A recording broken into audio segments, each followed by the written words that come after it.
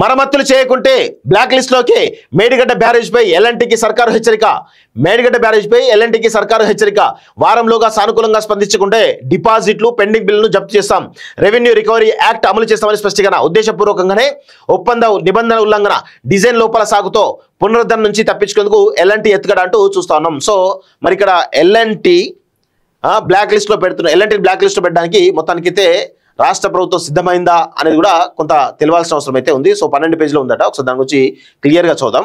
కాళేశ్వరంలోని Medigadda barrage పునరుద్ధరణ మరియు మరమ్మతుల పనులపై నిర్మాణ సంస్థ ఎల్ఎన్టీ పిఎస్ జాయింట్ వెంచర్కు రాష్ట్ర ప్రభుత్వం తీవ్ర హెచ్చరికలు జారీ చేసింది. సో ఎందుకు అంటే ఆ పునరుద్ధరణ ఏదైతే మేడిగడ్డ బ్యారేజ్ కుంగిపోయిందో దాన్ని పునరుద్ధరణ చేయాల్సినటువంటి బాధ్యత ఈరోజు ఎల్ఎన్టీ మీద ఉంది.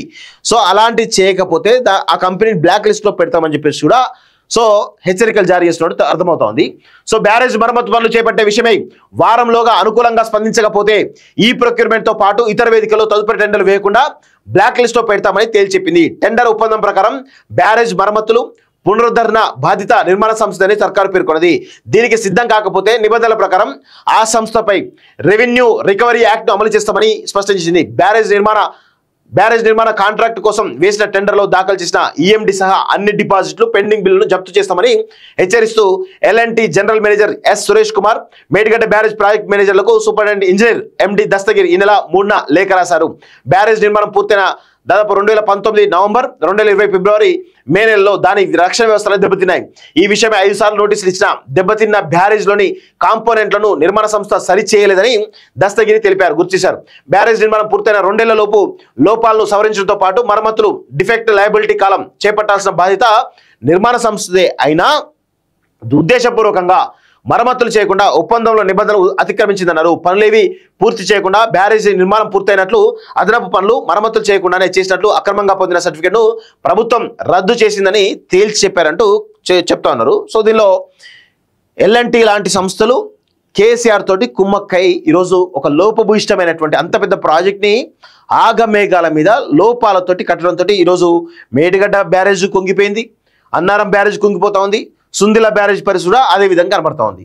సో ఇప్పుడున్నటువంటి పరిస్థితుల్లో మరి ఆ నిర్మాణ సంస్థనే బాధ్యత తీసుకోవాలి కదా, తీసుకోదు. ఎందుకంటే కమిషన్లు ఆల్రెడీ కేసీఆర్కి ఇస్తుంది కాబట్టి మాకే సంబంధం చెప్పేసి ఆల్రెడీ అన్ని సర్టిఫికేట్లు కూడా పొందేసి పక్క తప్పుకున్నది.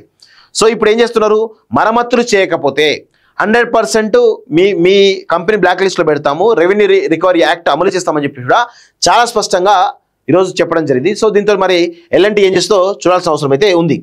నిర్మాణ సంస్థ నిర్లక్ష్యం వల్లే దాదాపు 2023 అక్టోబర్ 12న మేడిగడ్డ 7వ బ్లాక్ 1.256 మీటర్ల మేర కిందికి కుంగిందని, ఆ మరునాడు ఉన్నతాధికారుల సమీక్ష తర్వాత బ్యారేజ్ మరమ్మతు తామే భరిస్తామని ఎల్ఎన్టీ ప్రతినిధి సురేష్ కుమార్ పత్రికా ప్రకటన చేశారని దస్తగిరి తెలిపారు.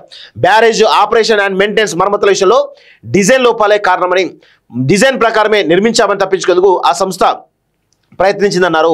2019లో రక్షణ వ్యవస్థలు దెబ్బతిన్న వెంటనే సరిచేసి ఉంటే బ్యారేజ్ వైఫల్యం జరిగేది కాదని, ఉద్దేశపూర్వకంగా ఒప్పందానికి విరుద్ధంగా వ్యవహరించడం నిర్మాణ సంస్థ నిర్లక్ష్యం వల్లే బ్యారేజ్కు నష్టం జరిగిందని ఆయన గుర్తు చేశారు. తక్షణమే మేడిగడ్డ బ్యారేజ్ పనులను చేపట్టడానికి వీలుగా పరీక్షలు చేస్తున్నటువంటి కేంద్ర నీటి విద్యుత్ పరిశోధన సంస్థకు సహకరించాలని, దీనికోసం అవసరమైన సిబ్బంది, సామాగ్రి, యంత్రాలు సమకూర్చాలని, లేని పక్షంలో కఠిన చర్యలకు పూనుకుంటామని తేల్చి చెప్పినట్టు తెలుస్తోంది. నిజంగా ఇది ఒక మంచి పరిణామమే. ఎందుకంటే ఇలాంటి నిర్మాణ సంస్థలు ఏవైతున్నాయో అధికార పార్టీ నాయకులతో కుమ్మక్కైపోయి కమిషన్లతోటి ఈరోజు నాసీ రకంగా కడుతున్నటువంటి సందర్భం అయితే కనబడతా ఉంది. సో దీనికి ప్రధాన బాధ్యత ఎల్ఎన్టీ, తర్వాతనే కేసీఆర్.